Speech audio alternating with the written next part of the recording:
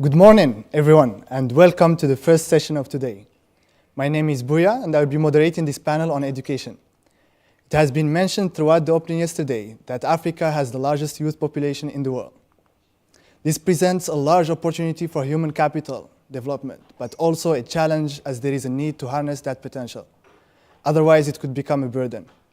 This highlights the extreme importance of quality education, yet access to the same remains a challenge. Today, I'm joined by great speakers with a diverse background who will help us navigate this challenge. I will start with their introductions. Ms. Teresa Mbagaya, a principal at Imaginable Futures, which is an education-centric fund and the inventor of a media network enabling leaders across the globe. Mr. Peter Westerbacke, a visionary founder of the Finest Bay Area that aims to propel a better, global, and more impactful version of the Silicon Valley, starting from the finest region. Ms. Gerardine Mahoro, CEO of Act 05, which builds ecosystems and networks to connect Europe with Africa, having offices in both continents. Finally, Ms. Jihad Hajouji, representing the African Leadership Academy, where she leads the program of the Anzisha Education Accelerator, the only accelerator for private schools in Africa. But before we start the panel, I would like to play the video of the opening remarks sent to us by Ms. Li Andersson, Finland's Minister of Education. These remarks will guide our discussion. Your Excellencies, dear colleagues and friends. First, I wish to thank Estonia for initiating this EU-Africa hackathon together with the AU. I warmly congratulate the organizers for bringing together such a diverse group of actors, innovators, and entrepreneurs from Africa and Europe. Collaboration, co-creation, and exchange of ideas are vitally important when we strive to build back better and greener societies. The COVID-19 crisis threatens to wipe out decades of global progress. The crisis has unveiled gaps and worsened inequalities at an unprecedented scale by hitting those who were already in vulnerable positions the hardest. At the same time, with multiple other crises at hand, not least on climate, all actors must scale up efforts towards Agenda 2030 for sustainable development. Dear friends, our sustainable transformation or ecological restructuring will not succeed without investment in education, science, and innovation. Countries can only be as strong as their human capital. Harnessing the potential of every individual is not only just and correct, but also a smart policy choice. As a small nation, Finland has chosen to invest in equality since we simply cannot afford to leave anyone behind. Investing in the entire knowledge chain from early childhood to higher education, science and innovation can transform a nation from a poor and rural society into a thriving economy. And Finland is an example of this. Education is a powerful equalizer as it provides the best safeguard against exclusion and lack of prospects. As a fundamental human right, it is pivotal for participation, critical and creative thinking, as well as for making evidence-based decisions. Dear friends, according to UNESCO, COVID-19 related school closures have impacted 94% of pupils and students globally. The digital capacities of schools and homes vary a lot between and within countries and regions. Roughly half of the global population do not have access to the internet. As a result, the global learning crisis will deepen. 1 in 5 children and youth globally, around 260 million, were out of school already before the pandemic, and now millions are at risk of never returning to school. Girls and women are especially at risk. This disruption has made it evident that education systems with flexibility and ability to offer hybrid solutions, which can be adjusted to better suit local and individual needs, tend to be more resilient. Teachers' competences, creativity and leadership are a key factor for success. Dear friends, People are the greatest asset of any nation. The strength of most African nations lies in their young population. An astonishing 60% of Africans are under 24 years old. It is critical to equip young people with relevant skills. Today, everyone should be prepared to upskill and reskill themselves throughout life. Digital competences have become the necessary basic skills in work and in society. Media literacy is central in combating mis- and disinformation, and as such, it has become a life-saving skill. Dear friends, as we are currently drafting our National Africa Strategy, Finland is committed to strengthening its partnership with African countries in education, skills, innovation, and digitalization. We are also committed to enhancing these in the context of EU's strengthened partnership with Africa. Closing connectivity gaps is pivotal. Through the Innovation Fund of UNICEF, Finland supports the ambitious GIGA project of UNICEF and ITU, which strives to connect all schools worldwide to the internet in the coming years. Imagine what this means in terms of access to information. Digital inclusion is also promoted by the Freedom Online Coalition, which Finland has the honor to chair next year. In that context, we cooperate with Ghana, Kenya, and Tunisia, among others. Additionally, UN Women has asked us to lead a global action coalition on technology and innovation of the generation equality process. Here, our vision is to bridge gender divides in digitalization. This means, for example, encouraging women into tech industry as entrepreneurs, developers, and investors to make innovation more gender responsive.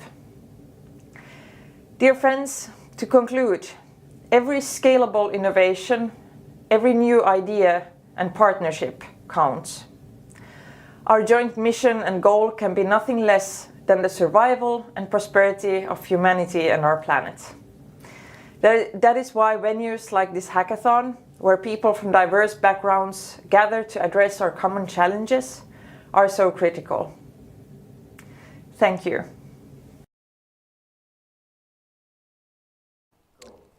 Education is a powerful equalizer.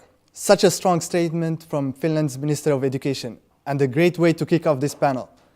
This goes without saying that Finland is a reference when it comes to universal quality education.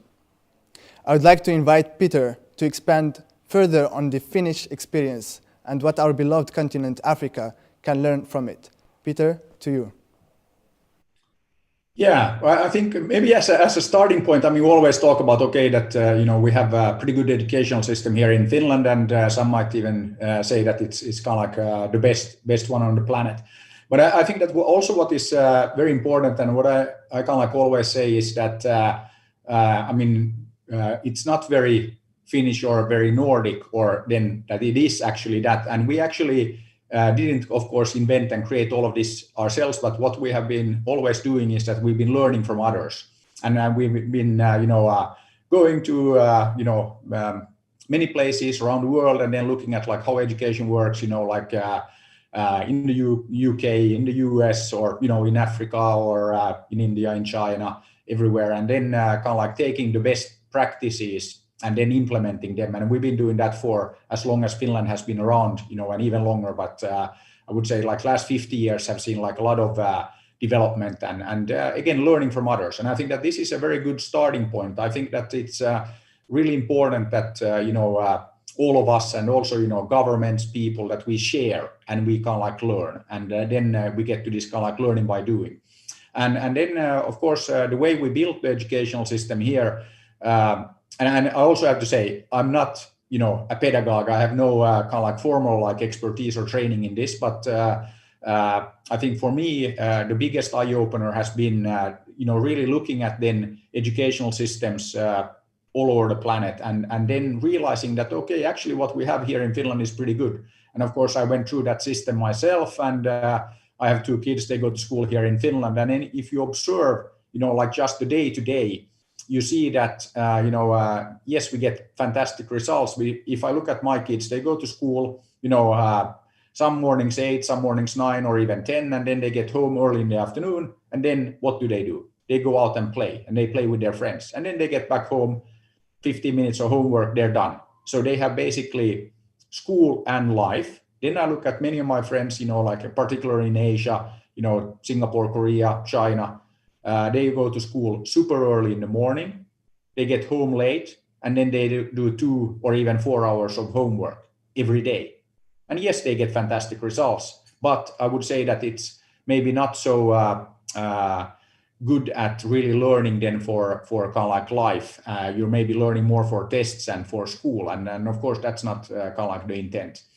And then I would also say, what Lee captured there, that it's really about providing fantastic education, not just for a few, but for all. And I always ask my friends that come to visit Finland that, okay, do you know, which school here in Finland is the best school? And then they say, oh, how do you expect us to know? I mean, first time we're here, and like, how could we know? And then I say, it's very easy. It's the nearest school. That's the best school, meaning that all schools are fantastic. As a parent, you don't need to think about where should I live in order for my kid to go to the best kindergarten or best school or something like that. All schools are fantastic, and I think this is very important. So there's a lot of kind of like different things, but I think that very important that we can learn from each other, and I think that is what governments and all of us should do much more. I think that's a powerful way to start the conference, because indeed this is the point of it, is to learn from both continents and to share the experience and make better education for Africa. Jihad, given your work with schools and entrepreneurs in the education field, you must have noticed firsthand the impact of COVID, especially on access to quality education. Can you give us more context on that? Yeah, sure. Thank you, Buya. As you might have mentioned during the intro, I run an education accelerator program by Africa Leadership Academy, which works with schools, independent schools across the continent, on taking their schools to the next level. We currently have 9 schools in the portfolio, coming from all 5 regions of the continent. And 2020 definitely has been a rough year for schools globally, and the schools in the accelerator haven't been an exception either. When we were trying to kind of assess the impact of the pandemic on the schools, we were looking mainly at 2 things. One is the school's ability to maintain learning for students during the pandemic and the lockdown, so kind of continuation of learning. And then the second dimension is their ability to remain in business, so their kind of financial health. So on the first aspect, it's been challenging. It's been mixed, it's a mixed bag on both dimensions, but on the learning part, some schools were able to kind of continue learning online or switch to the online learning, but not all schools were able to do that. Not everyone has access to technology, both kind of the school side or the parents in student side. So continuation of learning has been inconsistent and suffering, and they had to be really creative to continue with that. In the schools that actually did go online have reported that student engagement has suffered. So, even if they were able to continue and really kind of catch up with the crisis or react to the crisis, they still do prefer in-person learning. So student engagement hasn't been the best, due to switch to online. And on the financial health side, fee collection has suffered. So these are independent schools, so part of their revenue, or for some, it's most of their revenue, relies on fee collection, and parents have been affected by the economic crisis caused by the pandemic. So some schools were not able to collect fees, so their revenue suffered, and they had to, they were not sure if they were going to be able to continue paying teachers during the months of lockdown, etc. So I would say that definitely schools have suffered on these 2 dimensions at least, but at the same time, I have to note that it was an opportunity for creativity and in agility.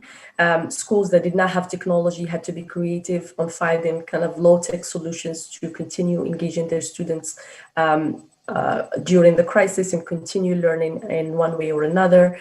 And financially as well, they really had to become agile and think about what costs to cut, etc., and where to focus their resources. So that would be my summary of the situation from my vantage point. I think that's a very good summary for us to set the tone for the rest of the participants, also for the hackathon, not only the conference.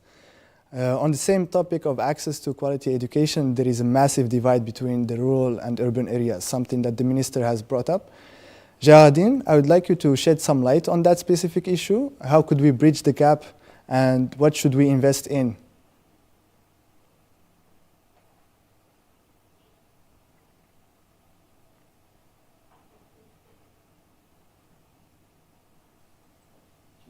You are on mute. You are on mute. Sorry. Thank you very much.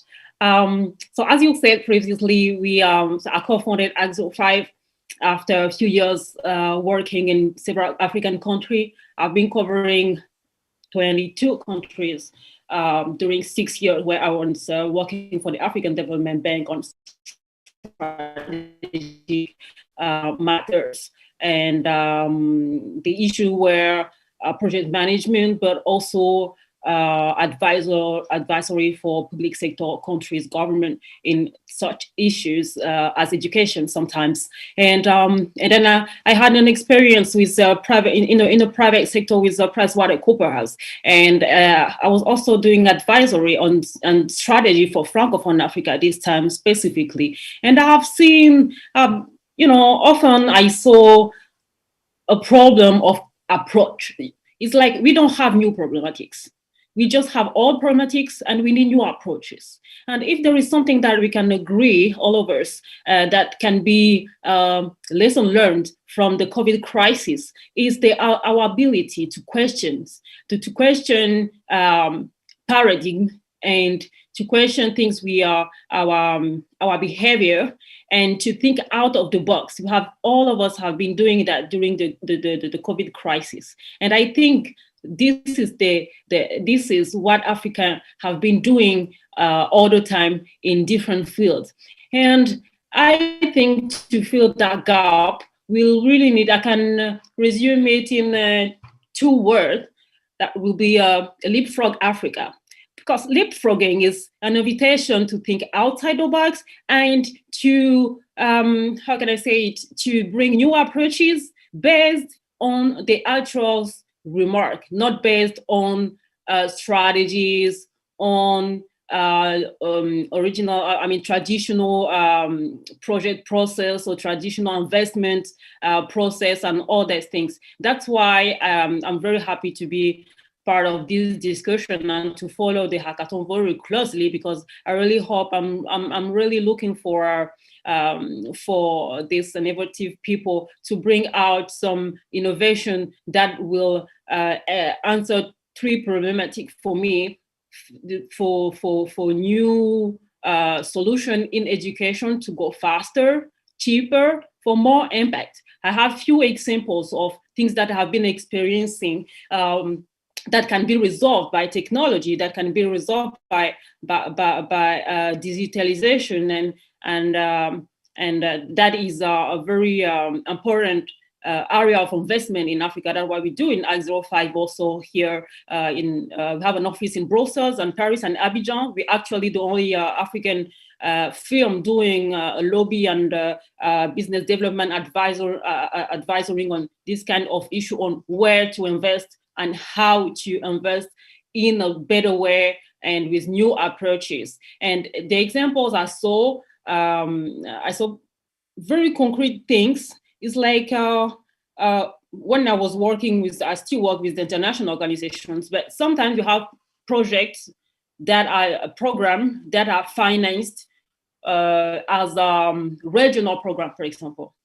And from what we know, regional program and regional strategy have very little impact very locally, for example, in a rural area. So I saw, for example, the approach they have when it comes to more schools, for example, for kids, for example, it's more about infrastructure, the roads, the school. When I talk about school, it's really like the the physical school, bring a teacher. And I saw school that were empty, school with no teacher, or school with teachers, but with completely old books, not up to date. And this is a lot of energy, time wasting, money wasting for very little impact, because we don't think the pragmatic in as one.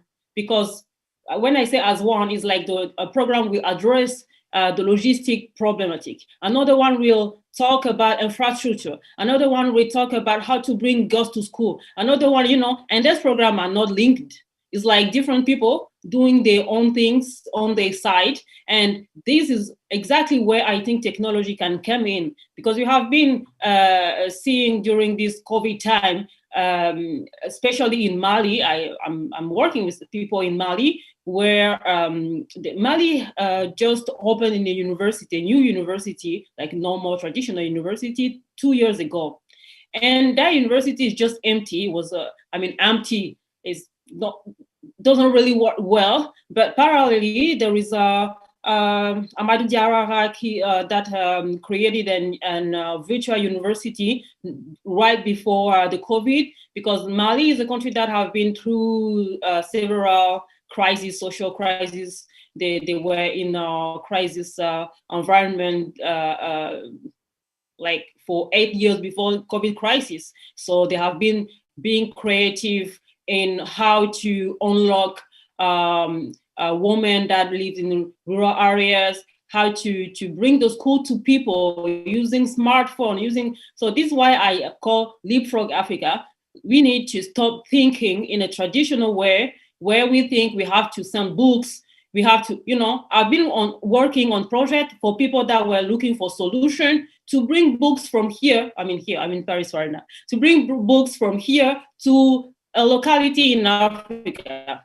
But that kind of thing have to stop. Books are important, but there is better way, faster, cheaper, for more impact. And then I just realized that book were for a program that were financing health, kids' health and malnutrition. And in that book, that came from France, they were talking about some food that doesn't exist in the area they were sending the book. So how that mother that is supposed to have that book to learn what vitamins are in this food and what are the baby needs, she would just have images of things she would never find in her market. You see? So this is a problematic we have to think. And a friend of mine was in Congo somewhere, not far ago, like 5-6 years. They were reading a history book. I don't know if it was an official school program or if it was just a book in a library there. And the book were talking about Mandela being in prison. But Mandela was released like 20 years ago, 25, 26. Yeah. So there is solution. So there is solution, and I'm really, really looking to see what will come out from this hackathon in terms of innovation and thinking outside of the box. I think as this conference is African Journey post crisis, I think this is the mindset we have to keep. We have to keep that mindset of thinking outside the box all the time, especially when it comes to Africa. Frog in Africa, yeah. Are actually all about leapfrog in Africa. Yeah, definitely. Now to you, Teresa, the Minister of Education mentioned earlier that millions are at risk of never returning to school, something that Jihad echoed in her context. And I know this is a topic that is close to your heart. Maybe you can tell us a bit more about it and the work that could be done there. Absolutely. And thank you all for joining us this morning, afternoon, wherever you are in the world, and certainly to the incredible panelists who shared some remarks earlier to this. Now, one of the queries that Geraldine brought that I think is really critical is that this is an opportunity and time for us to truly question. And one of the biggest questions I have is whether our education systems as they exist today are serving us and serving where we're going. And so when I think about building back better, a term that was also used by the minister, I think it really infers that we think about aspects of our education system, of our communities, that can be better improved and supported if we think about education financing, Were we to think about well-being and the holistic approach to education? Were we to think about equity, not only with regards to technology, but also gender? If we were to truly center on community and elevate our teachers to a place of prominence. And so as I think about these 5 layers and 5 pillars, education financing will be all the more critical at a time where governments are prioritizing aspects of economic recovery, of employment, of our healthcare systems. And yet we intend to open a number of our schools in the beginning of the year. And so how do we do that in a way that still adheres to safety and health standards, that ensures that we are supporting our educators, our learners, and providing the necessary tools in the classroom for continued learning? And I think despite the number of competing priorities, we need to ensure that our education system does not falter. And amongst this is also how we support the non-state sector, which accounts for a number of students who exist outside of the public school system. We talk often about well-being and holistic approach to education. Why?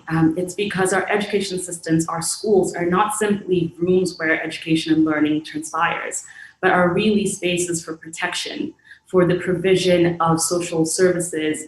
And I think this element, whether it's nutrition and food feeding programs or otherwise, will be really critical and a consideration to improve upon as parents consider whether or not to prioritize sending their children back to school or not. One of the elements that I think we've often spoken to as a result of this pandemic has been the focus on equity, or rather the inequities and widening gaps that we see in our society. And so often in education, we've spoken about this with regards to technology, those who have and those who do not. In Kenya, Usawa Agenda highlighted that only 22% of learners across our counties have access to online tools. But I think there's also another consideration to take into account here, and this is the element of gender. We've seen young girls, truly our youngest, bear incredible cost to school closures, whether it's sexual exploitation, teenage pregnancies, or even increased care responsibilities in the house. And so building that better for me means that we harbor on truly supporting our female learners and students. It means ensuring trauma-informed care in our classrooms. It means supportive financing, so families don't have to choose between their male child, their son, or their daughter on who goes back to school. It means public campaigns that we rally around to ensure that as many children are back in our schools. And I think critical to this will be that 4th pillar that I highlighted, which is communities. I have been deeply astounded by how time and time again across all of our countries, we've seen communities rally together, not only to support one another, but in the continuation of learning. And I think this is an untapped energy and pool that we can further as we reopen our schools. And last but not least is certainly our educators. I highlighted, how do we bring our teachers to a place of prominence? And I think it's important that we think about supporting them, empowering them, ensuring that they are the change makers that we need truly at the front line of what's happening in our education system. And so as we reopen our school systems, as we reopen our schools, let's build on equity. Let's support and empower and champion our teachers. Let's certainly educate the sector and ensure that in all things we're building and centering on community and focusing on the whole learner, because that impacts not just an individual, but their family and their communities. Definitely, thank you so much for these words. Like, let's build on equity is a strong message.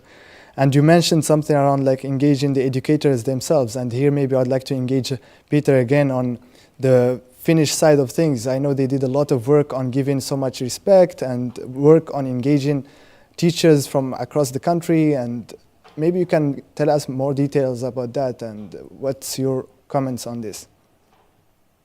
Yeah, I mean, I think that teachers are really kind of like very, very important. I would say, most important thing if you look at education, if you look at the educational system, and it's kind of like a big question. And I think that kind of like starting point there is that we need to make sure that we make the teacher job appreciated, respected. I think this is something that we see in many countries, that it's not appreciated, and people, because of that, young people don't want to become teachers, because it's something that you do if you can't do anything else.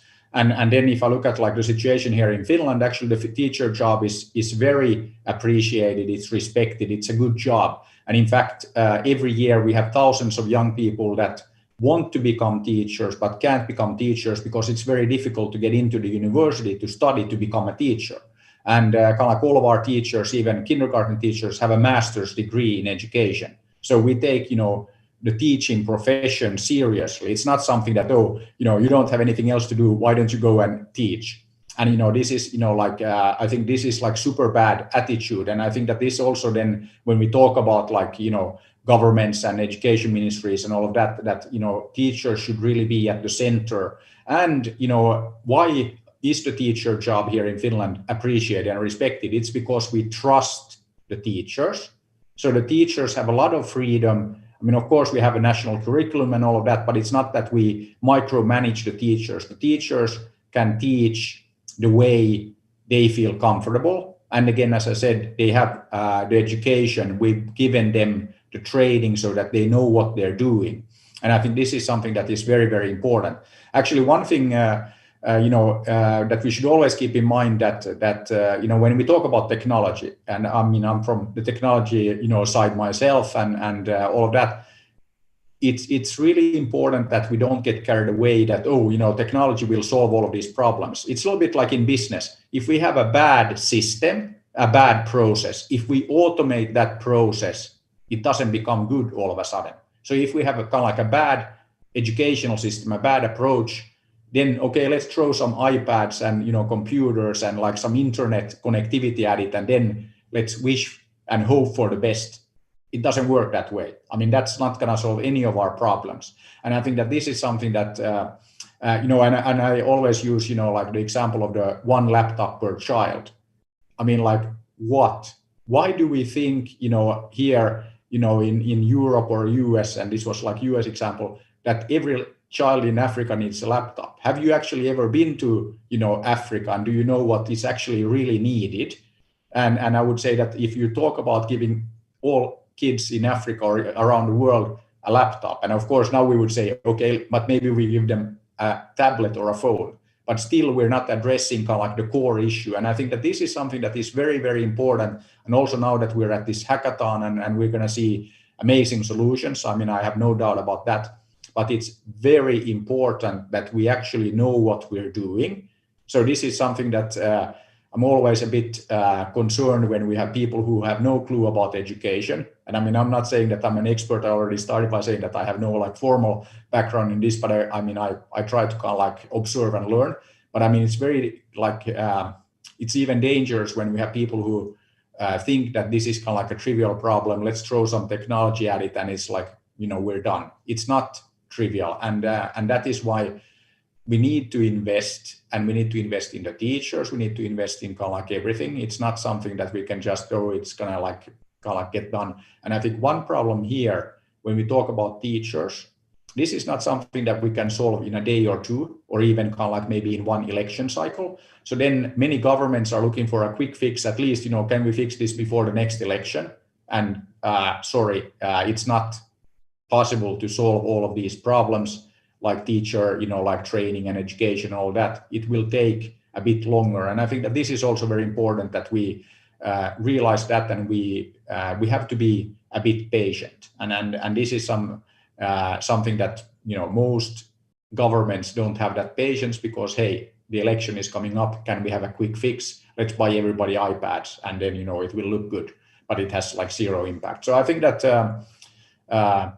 we need to work together to address this. And then the good news is we have lots of solutions. Not all of them involve technology, but of course, technology can be a very powerful enabler, but it's not kind of like the complete solution. So we need technology, and then we need to have people that actually know what they're doing. I think that's like super, super important. Mm-hmm. Mm-hmm. Thank you so much for this. So as you know, like this conference is obviously happening in parallel to the hackathon, and we have more than 2,000 participants, more than 300 ideas that's being worked on right now.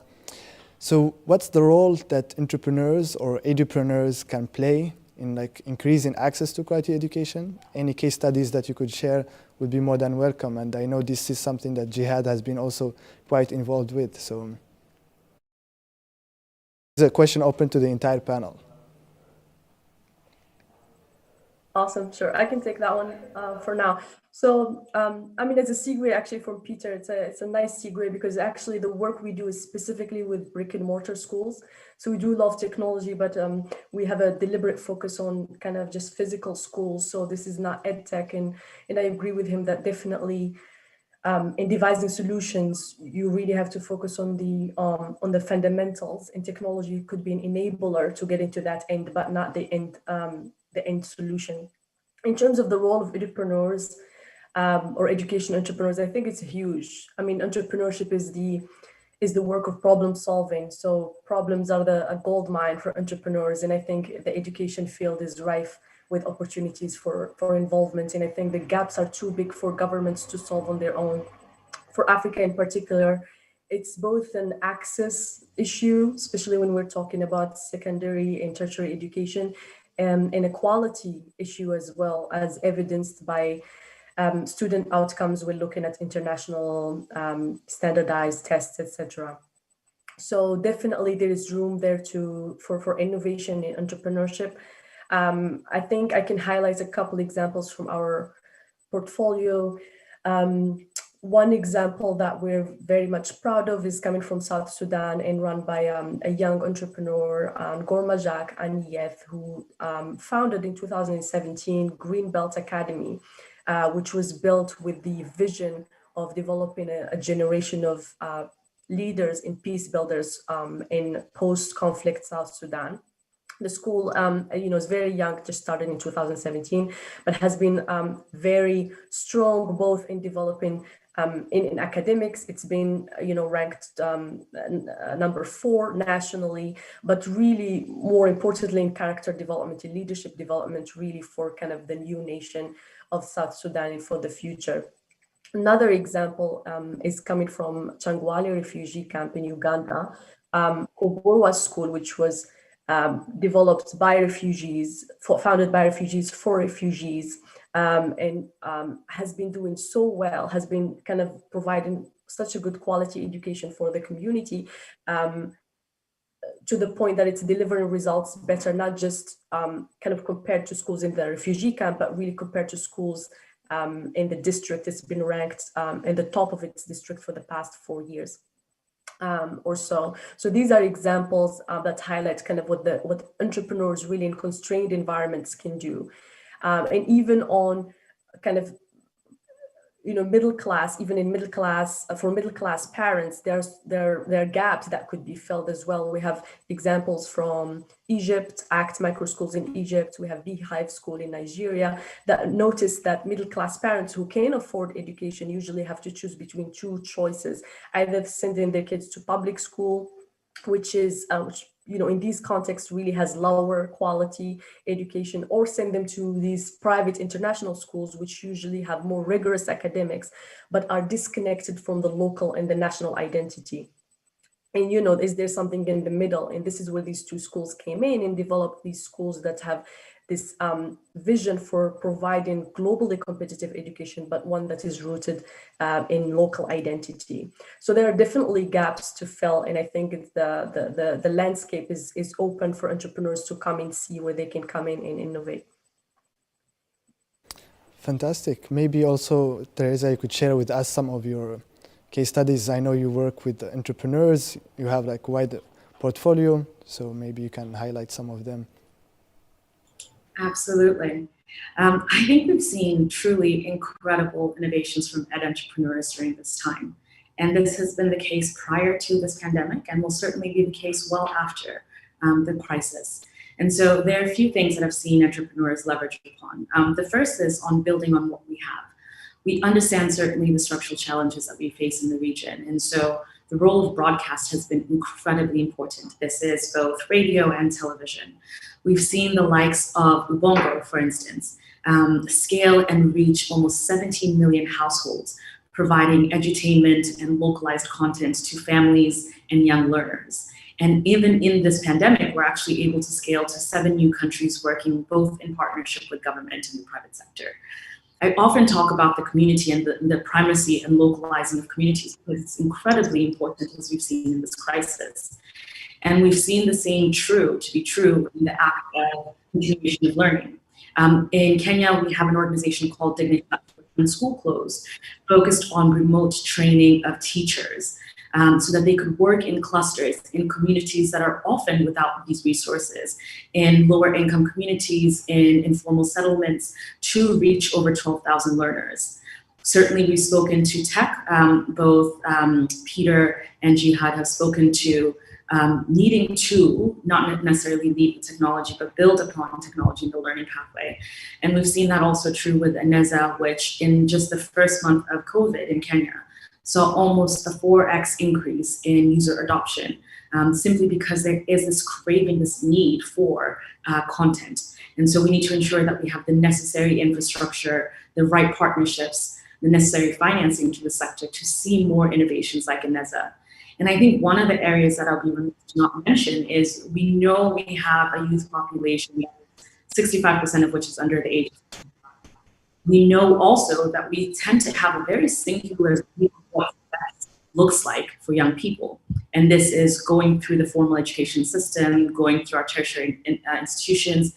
And that is not necessarily what we need to advance. And I think the entrepreneurial innovation and ingenuity that we've seen in this sector has really been the focus on what happens in the informal sector.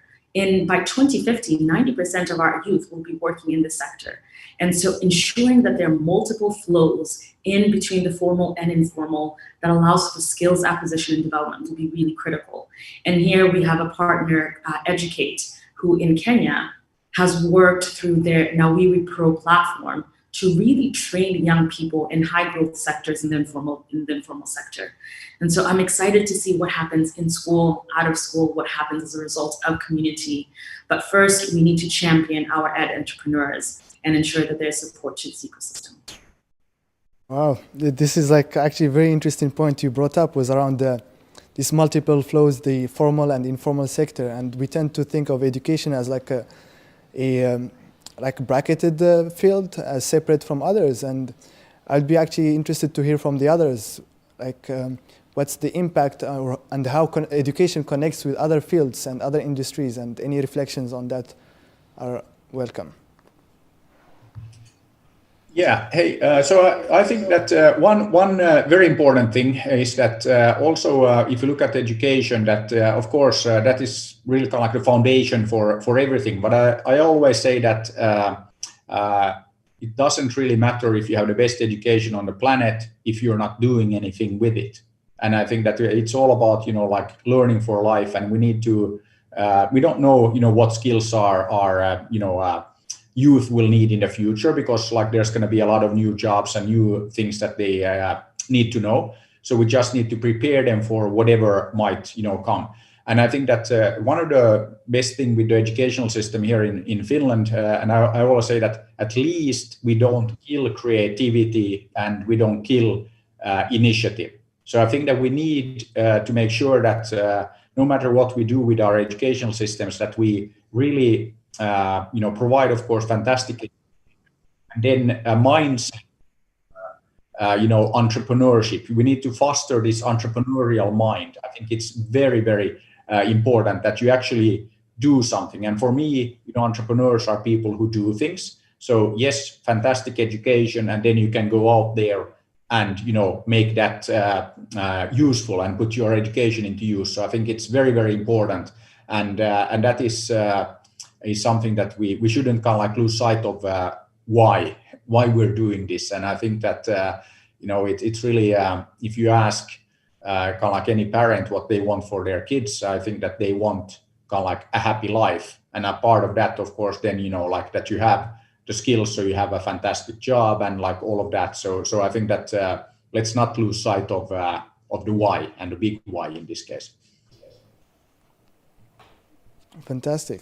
Mahoro, I know you work also like at an intersection of different fields, so maybe you have additional comments to add here. Okay. Oh, this is to me, right? Okay. Yeah, so Peter said something very interesting that is a problem for different fields in Africa, is long-term strategy. When it comes to education, it has to be long-term. It has to be a long-term strategy, because, I mean, Africa is the youngest continent. People are super young. There is some generation that all their life have been going through political crisis, Meanwhile, they are growing with no structure, with nothing,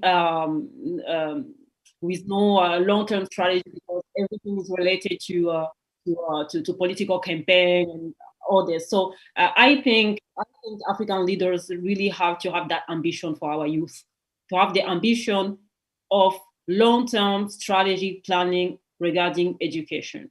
And as you said, we work on cross fields in different, like we're not specialized in education, but what we do master is local people need, is international strategy, is global issue in general. And on the specificity of education and agriculture, this is something education and agriculture share, is that our work consists also to explain. We spend a lot of time explaining, reassuring, addressing the notion of perceived risk when it comes to a local business environment for Africa.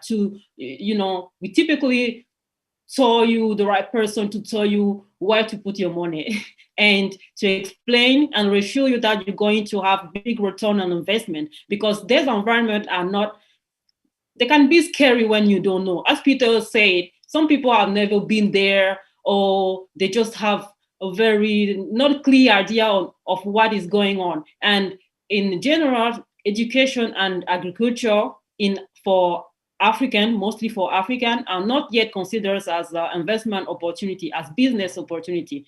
And when I was at the African Development Bank with the new president Adesina, he came. It's a true story. He came with this idea of bringing youth in agriculture and doing incentive to invest in agriculture.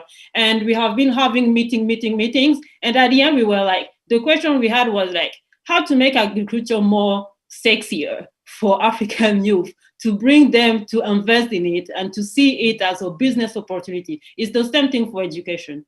Africans don't consider education as business opportunity, and the market is huge.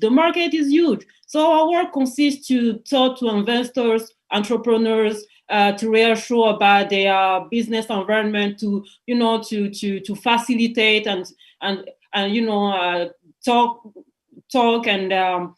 and show where are the opportunities and where they can put the money as investment, because as Peter says, often education is considered as a public service, not really as investment, but it has to be an investment, and because the market is there, the need is there, and I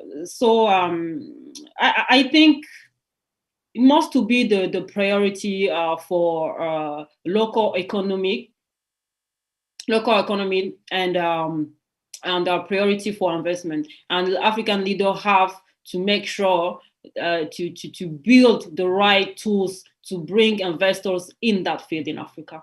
That it's what we do actually in Garage48, really talking to private sector, to Western investors, to people that are looking for opportunity where to put the money, and we all spontaneously go to what we already know. So our mission is also to point out some others opportunity that may not be obvious to them. Thank you so much. So just before we start transitioning to the closing remarks, I'd like to ask you, Teresa, on something you mentioned earlier around the gender gap. If you could maybe share some lights also there, and like what could be done to close that gap? Absolutely. I think first of all, we need to create safer spaces for our young children. They need to know where they can go to for resources, whether it's with regards to protection when they're in school, what safeguarding there exists, both within the school structure, but then what also happens when they're in their communities, or potentially even when they're at home.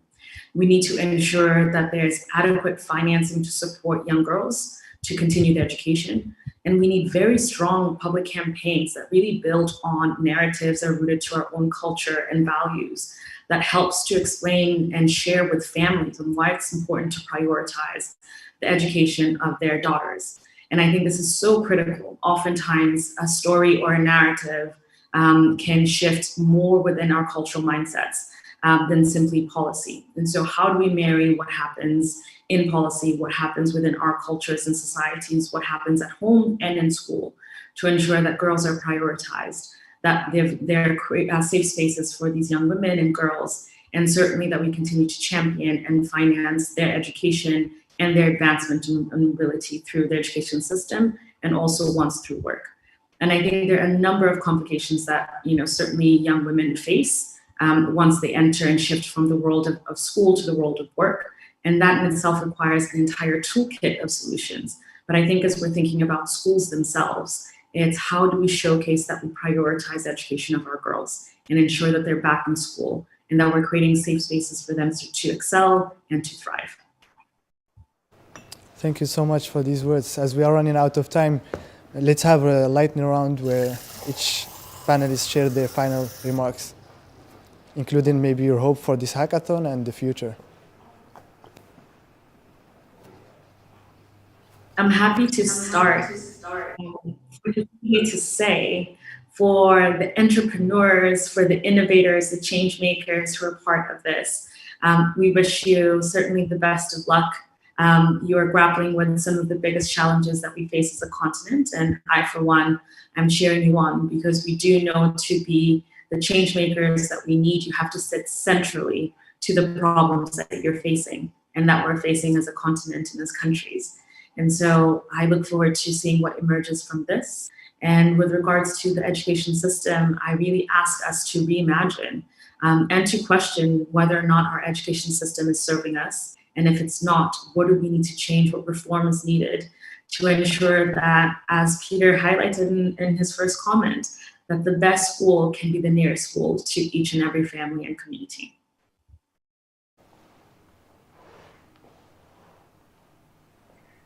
Jihad, maybe you'd like to go next? Sure, yeah. So yeah, I just want to wish all the participants in the hackathon all the best. And I just want to leave them with a reminder that the best chances for success are marrying technology with the fundamentals of entrepreneurship, which are around kind of the basis of the need and demand, and also customer feedback. So keep that in mind, and I wish you all the best, and I look forward to the ideas that come out of it. Thank you so much. Thank you. Peter? Yeah, so I think that my kind of like message to everybody participating in the hackathon is that, like, be ambitious. There's no reason why we couldn't change the world, including education.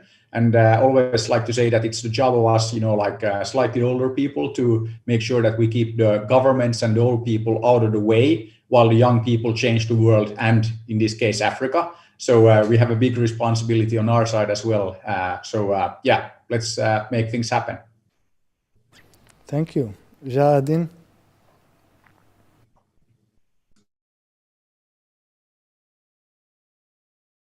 Words from you? Second time, sorry. So I was saying that thank you for this very interesting discussion and very interesting panelists on important issues, and I'm really looking to see what will come out from the hackathon. And I saw some entrepreneurs' profile, and I'm really excited to see what will come out, because they are very innovative. And yeah, again, as I said previously, we have the opportunity of being in a paradigm shifting moment worldwide. So we have to seize that opportunity to think better, to think bigger, to think outside the box, and to enjoy this kind of initiative that are cross-continental collaboration, you know, because more brain, more people, better solutions for all of us, you know, and it's also an opportunity for Africa to show its contribution to global issue, what is very important. Thank you very much. Thank you everyone for contributing, and this has been great having you. I will be passing on to the next panel. Thank you so much.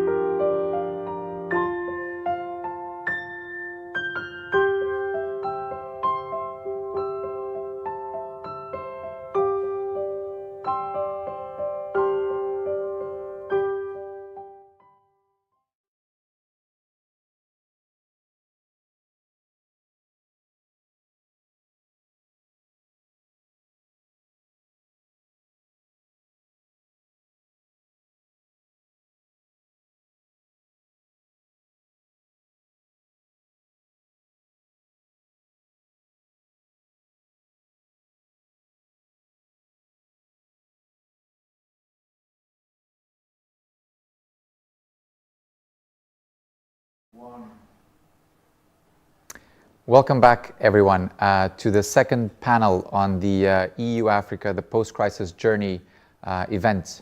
So I'm very happy to have the second panel where we're going to discuss issues related with food security. Food security is one of the most important topics at this hackathon. Over 70 teams have decided to work on this topic, highlighting how important it is for everyone working at the hackathon. I'm joined today by three distinguished speakers who will join me on a lively discussion about issues affecting Africa connected with food security. Let me allow me to introduce our panelists. Sheila Komen-Kano is the Regional Director for African Fertilizer and Agribusiness Partnership from Malawi. Prior to her current posting, she was Director of Programs in Malawi. And prior to working for the AFAP, Sheila worked for a number of institutions, including the Alliance for a Green Revolution in Africa, the United Nations High Commissioner for Refugees, and the World Agroforestry Center. Sheila, can you hear us? You're on mute, but I can see that. I can hear you, thank you. Super. Yes, I can hear you, thank you. With us as well, we have Jeremy Piga, who is the head of the World Food Programme Innovation Hub for Eastern Africa in Nairobi, Kenya. He has a strong passion for new ventures development, entrepreneurship, innovation for impact, inclusive businesses, and sustainable initiatives. Jeremy, are you with us? I am, and a pleasure to be here today. Super. And finally, we have Ape Omede, who is the CEO and co-founder at the Green Rise Hub. He is passionate about empowering entrepreneurs in the food, agriculture, and agtech sector. He is an alumnus of the University of New England and Sproutx Agtech Pre-Accelerator, both of them in Australia. Ape, can you hear us?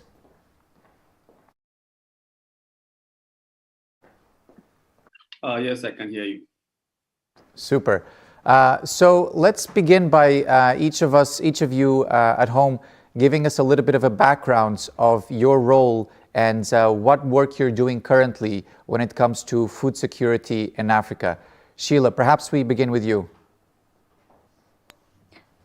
My name is Sheila Kano. I'm currently Regional Director at the African Fertilizer and Agribusiness Partnership, AFAP. I've worked on agriculture for a very long time. Actually, I was born into an agricultural family, so I do understand agriculture and the challenges very well.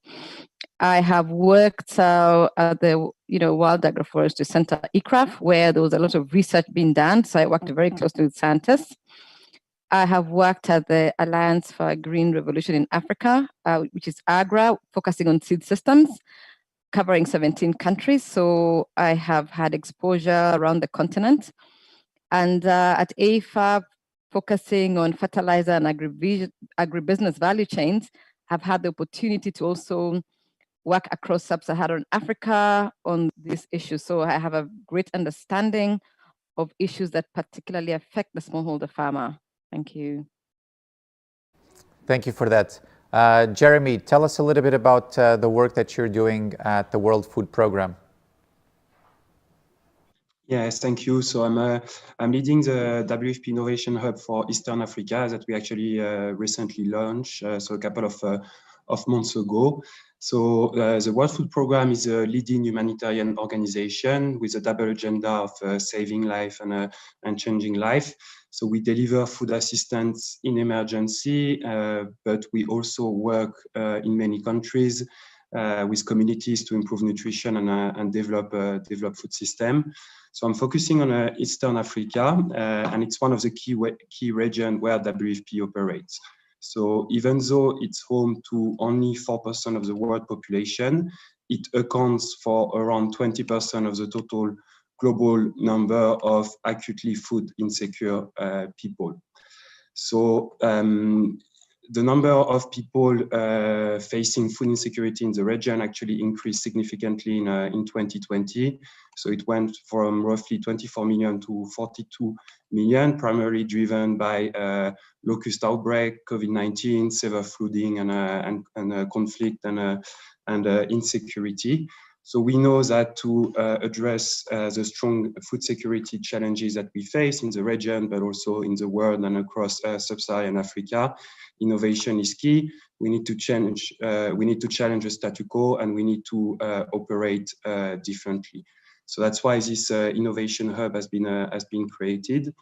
When we look at the root causes of hunger, we see that they are very diverse. It touches upon education. So this previous panel you had, it touches upon food system and food production. It touches upon access to water. So a lot of different topics, but food system is a core thematic focus that we have. So what we do more concretely is we source support through funding, global access to global network of experts, innovative startups that can help us reduce the gap towards a world without hunger. So we just, for example, closed an innovation bootcamp last week where we work with 10 startups, most of them focusing on food security. And we operate on the assumption that those startups can allow WFP to increase its programmatic efficiency, its reach, and that WFP can help those innovative solutions actually achieve stronger impact, because WFP has strong operation. They have deep field access. They have a strong network of cooperating partners. They have strong relationship with the government. They have strong expertise in certain areas. So we're looking at harnessing the synergy between the World Food Programme and the external innovation ecosystem.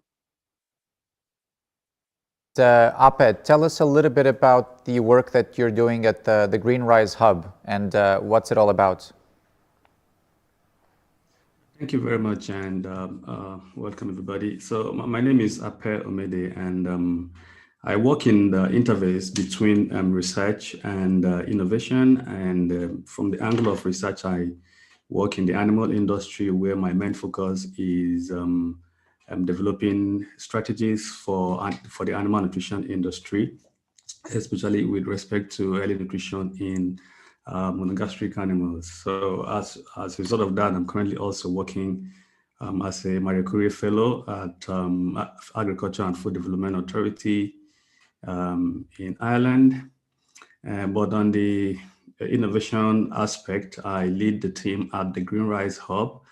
And the Green Rise Hub is specifically an agri-food tech focused innovation hub, where we help to accelerate and incubate agri-food tech startups and entrepreneurs with the main goal or main vision of empowering them to build sustainable agri-food businesses that will contribute to food security, sustainable economies, and empowerment of young people.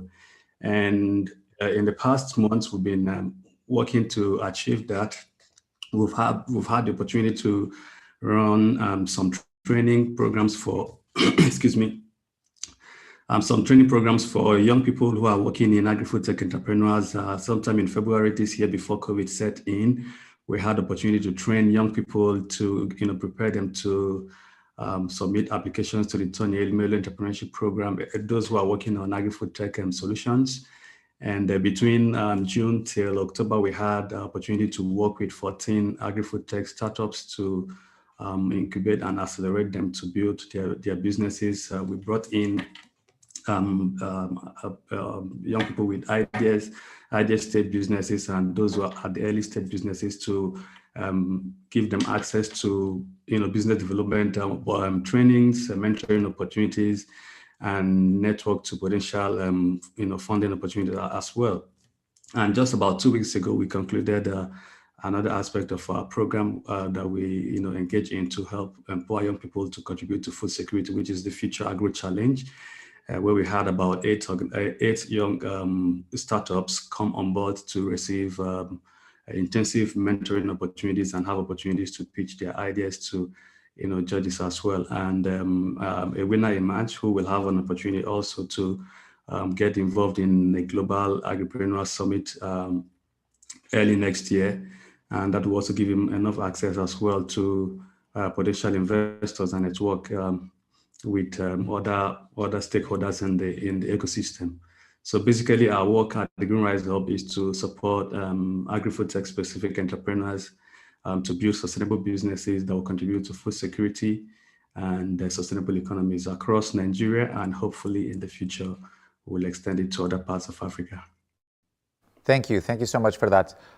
Let me start by trying to give our viewers a bit of an understanding of the main issues surrounding food security in Africa. Obviously, food security in Africa was already a big issue before the pandemic settled in, and perhaps with the pandemic, and I think Jeremy already highlighted some of the issues connected with with the locust and some of the recent developments in Africa, it probably has been made worse. But I want to get the people at home also to understand what is the status of food security in Africa, and what are the most pressing issues, in your view, affecting food security or insecurity in Africa. Sheila, perhaps we begin with you.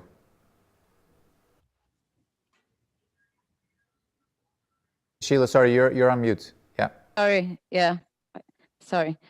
Food security has been an issue in Africa for a particularly long time. And in 2018, it was estimated that there was 239 hungry people.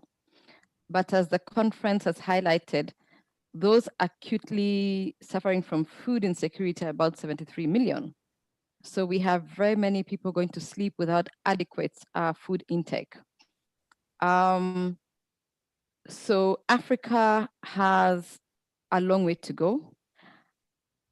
The productivity of Africa in terms of food security is the least in the world, yet we have very arable land.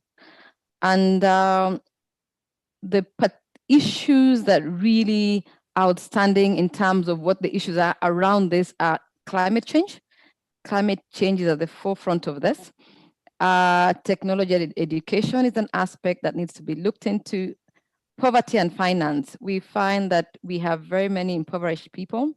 We still have very many people in Africa who live below the $1 a day, and policies and infrastructure that can support food security.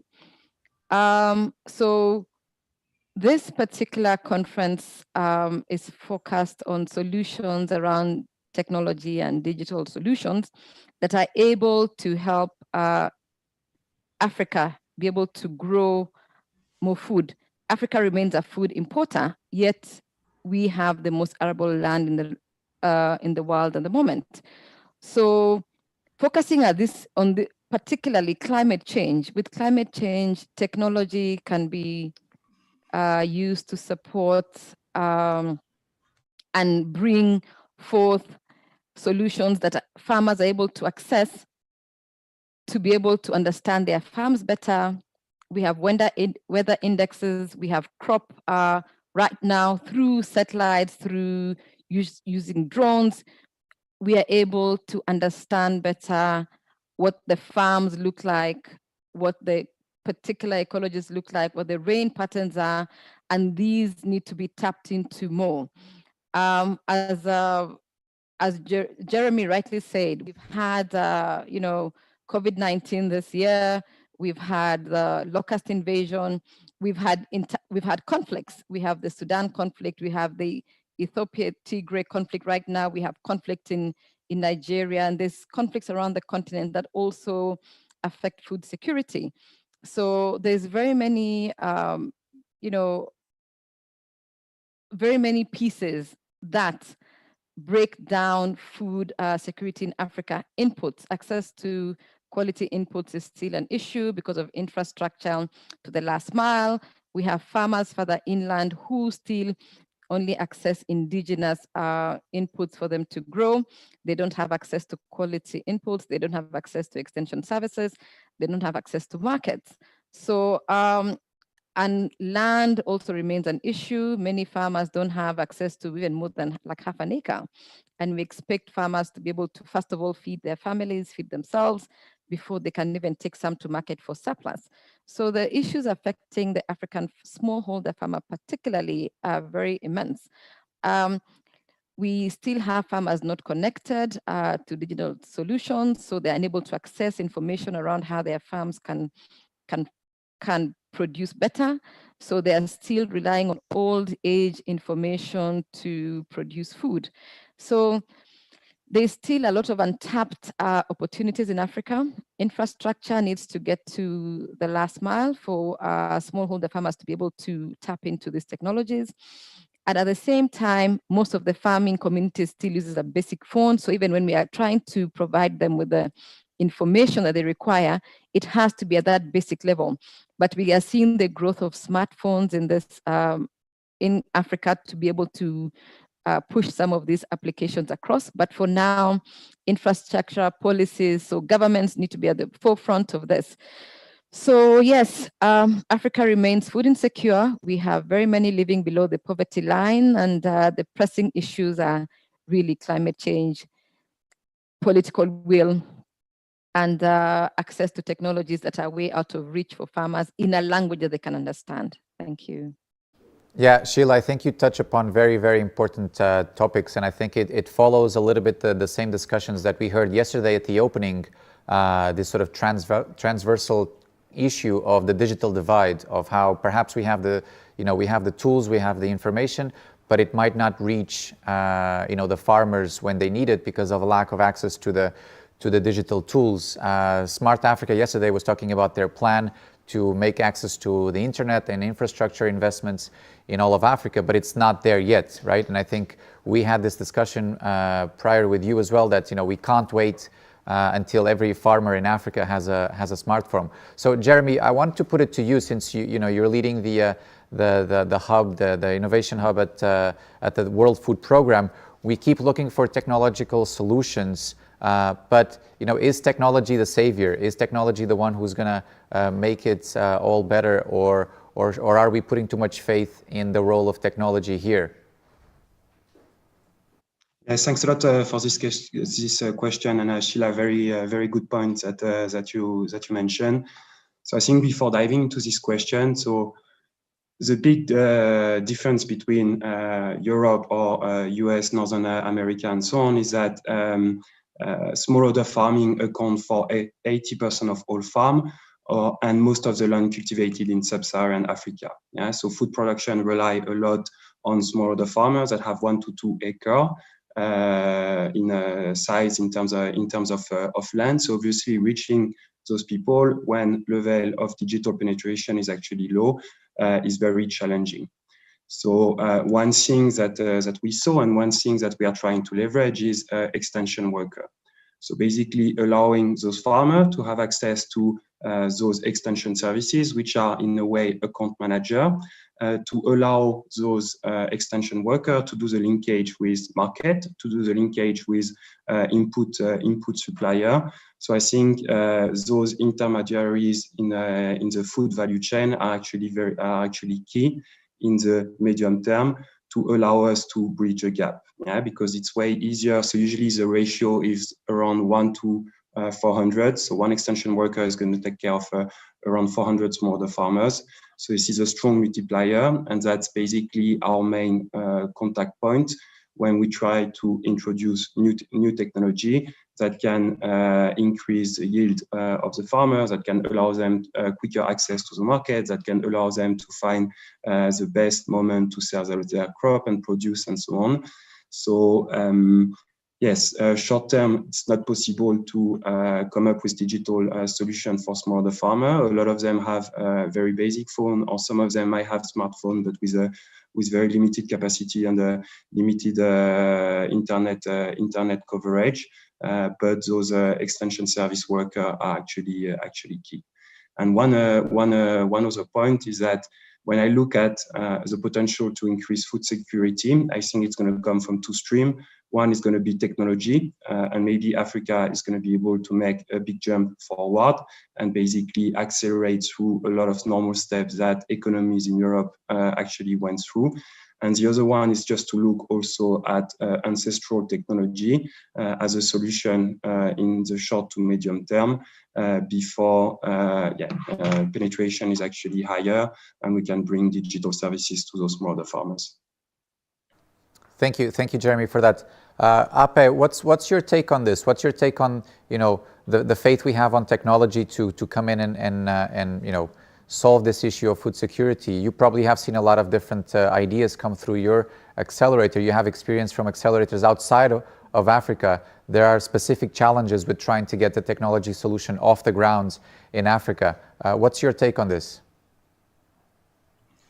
Yeah, I think that Jeremy has made some valid points in terms of technology and its implication in helping to drive food security in Africa. I believe strongly that technology would play a very major role as well in driving food security across the continent. I think a recent study last year showed that there are about 390 digital solutions in agriculture currently existing in Africa. I guess there will be more than that, because I'm sure that there will be some other people who didn't participate in the survey. But based on that particular survey, about 390 solutions have been identified across Africa as contributing to the digitalization of agriculture in Africa, hence bringing in technology to help to push forward food security. But then when you look at the rate of adoption of those technologies, they begin to find out that we still have a lot of work to do, because I think the same study showed that about 33 million farmers had registered or identified themselves to have heard about those solutions, but then less than 50% of them have actually been using those solutions in their production activities. So just about 42%. So that means that even though that there is a drive towards technology application and innovation in agriculture across Africa, we still have a lot of work to do to make everything come at par with the farmers, so those solutions are being provided to or for. So the major challenge is that we need to really focus on what the farmers truly need to be able to develop solutions that they can adopt. Just like Jeremy mentioned, if you develop a solution that is going to be dependent on high tech or deep internet access and all that, and you want to reach rural farmers, you know that adoption will definitely be affected in one way or the other. So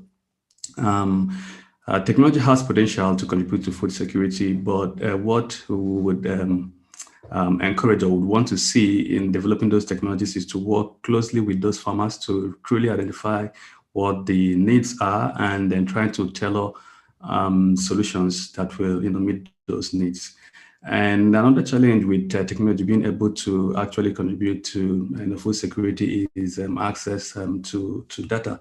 There are people who have the skills, the talents, and the potentials to develop these technological solutions, but then there is also information that there is lack of access to data that had to do with soil quality, soil health, maps, to be able to understand trends in climate change and all that.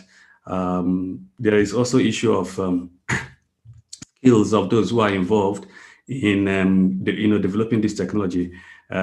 We need to also be able to upgrade the skills of the young people who want to go into development of this technology. So to be able to have technology contribute to food security, we need to first make sure that the solutions are in line with the needs of the farmers. We need to make sure that there are data that can be correlated with the solutions that want to be solved, and we need to make sure that there is enough skill in the sector that will actually be able to create those technological solutions to be able to provide such to the farmers that will need them. Ape, let me widen the discussion a little bit, because I think in the past we've been talking so much about the farmers, and of course food security might start at the source. So we talk about the farmers a lot and how we can support them. But I want to talk about I think Jeremy brought it up early as well. Food security is also connected with getting the food from the farmers through the whole supply chain until the table. So there are potentially supply chain issues that also could benefit from technology. And I'd like maybe we could highlight a few, because if you think of, we have 300 teams working at this hackathon, around 70 of them are working around food security. So there's a lot of issues connected with not just, the farmers and the production side, but also on the supply chain side. Perhaps COVID also had an impact there. Sheila, your thoughts on supply chain issues connected with food security? I think there have been technologies around the world that Africa can borrow from. We look at farm to market, and we need to look at market to farm. The solutions that are globally available, which show that one can be able to tell, for example, where tomatoes are bought more or where onions are bought more vis-a-vis the other. And through tech, these can be honed in better. And so that informs the farmer what the market is looking for. So market-driven, farm-driven, the farmer gets to understand what the market needs based on sensors put out around, urban areas that can be able to feed back into farmers. An example, today we mostly like to aggregate for smallholder farmers at warehouses, but most farmers don't like to aggregate their produce at warehouses. They want to be in control of their warehouse. We have Uber services today that are able to take, pick a client from one point and drop them at the next point. In fact, along the way, there can be 2, 3, and 4 other people who can join in the Uber. Why can't we have Uber services for produce? Farmers should be able to access systems that tell them in this location, this quantity of tomatoes or onions or maize or beans are required. And they're able to say, I have this kind of quality. And through digital solutions, they're able to sell this on a platform, and an Uber-like system should be able to pick up that produce from them, aggregate. As an aggregator, you go picking, and take it to your client base. So we need to start looking at those kind of solutions to support farmers, for them to know what the market requires, and solutions that can help them be able to get their produce right from their storage warehouses and into an Uber to take to the market. E-commerce. We see Amazon. People are able to order a book. They're able to order sneakers. They're able to order anything, and it lands at your doorstep. The market should be able to order, produce the same way. I should be able to order maize. I should be able to order my carrots or whatever it is I need to cook a meal through such systems. And I guess this is where innovation and in the digital space can be able to support this. When COVID hit, we saw farmers in Kenya, because they were largely affected to exporting their fresh produce, because Kenya is a large exporter of fresh produce. What did they do? Many of the farmers put the produce on the back of their cars and went and parked at roadsides and started selling their produce. If we had platforms that enabled them to be able to put this produce of theirs on those platforms, and someone picks it up in that Uber-like situation, then they're able to concentrate on growing the food and someone else manages the market. So e-commerce transport systems should be looked into to enable farmers get that produce to market, because we've seen supply chains affected for inputs and both at export. We've seen borders close, we've seen borders close down or slow down. So the effects on particularly smallholder has been felt. And in the coming days, by next year, we'll have a better feel of the impact, particularly at, again, that smallholder, because that's the level at which we deal with a lot ourselves. So these are the kind of challenges we have. Mobile money.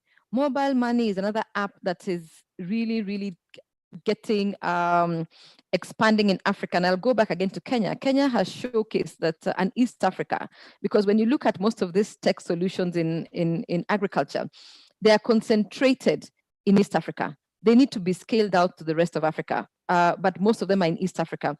And there's very many startup tech companies on small time that have actually made successes and breakthroughs in East Africa, led by Kenya. Mobile money. Kenya has perfected the art of doing everything via mobile money.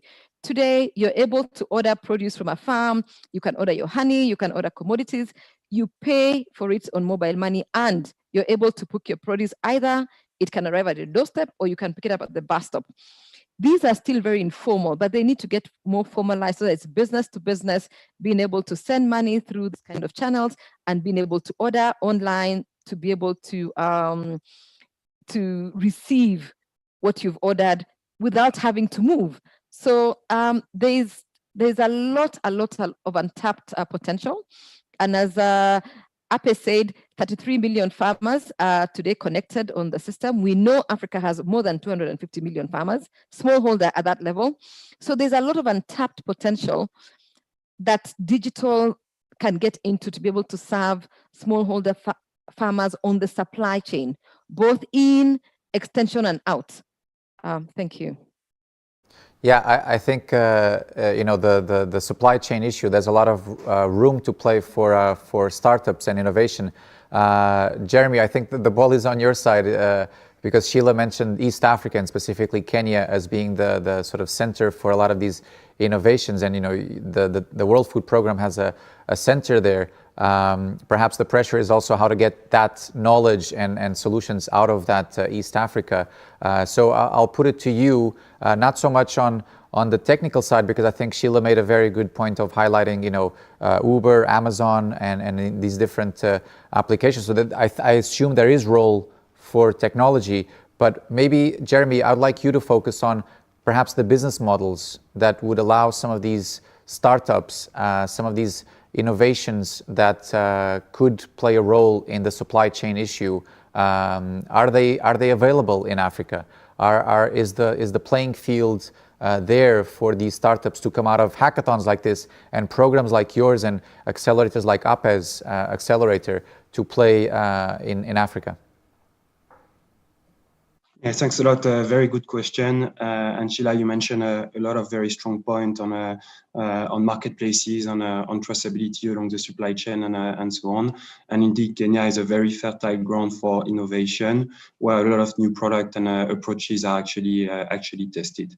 So again, before I worked 5 to 6 years in the tech scene in Berlin.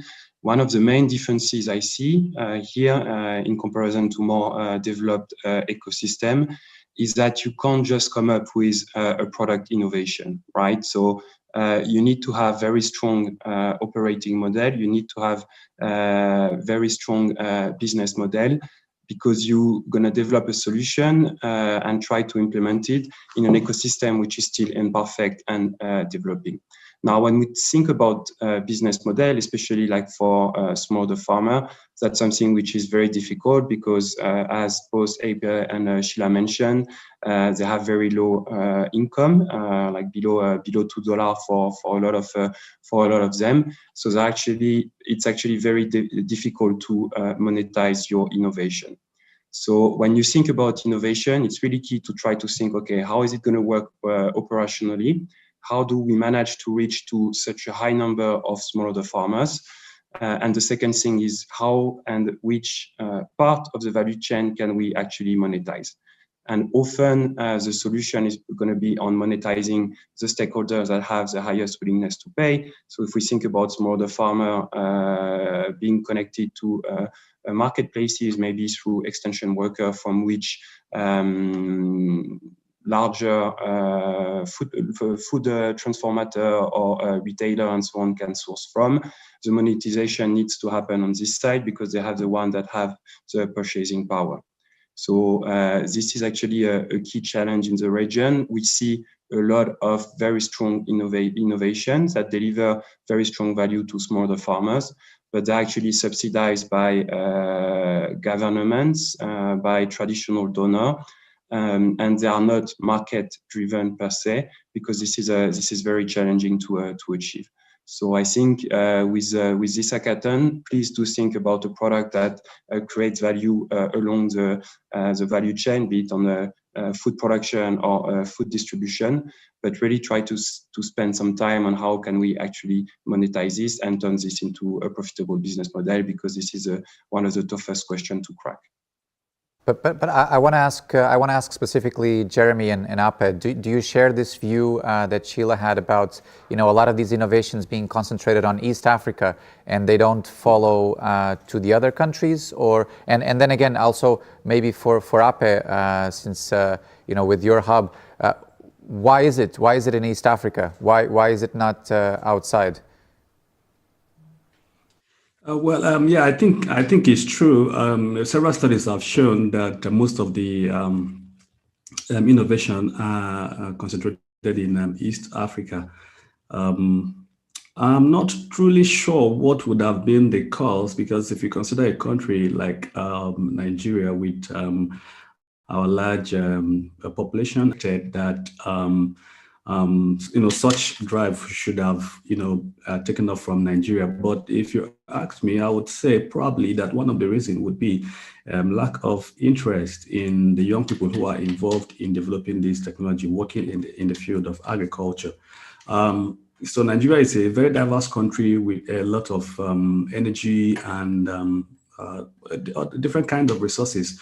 People are more or less likely to choose a different area of career other than agriculture, including those who have skills to develop technological solutions. If you look at the trend in Nigeria with respect to technological solutions and adoption in Nigeria, you find out that there are more of solutions in fintech, more of solutions in health tech, more of solutions in something like civil tech and all that compared to ag tech. And this is one of the reasons why we actually started the Green Rise Up, because we did a survey and we realized that this is exactly what is happening.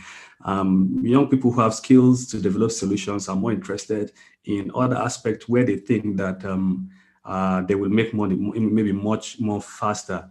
The notion that agriculture is not going to be a sustainable business for someone may be also a factor. So nobody wants to go into it. Nobody wants to, spend time developing solutions in a sector that they feel that they will not make returns as quickly as possible. So I think probably that would be one of the reasons: the fact that people who have skills tend to, go towards other sectors of the economy other than agriculture. And we also noticed that there is a little bit of support to young people who are interested in agriculture. So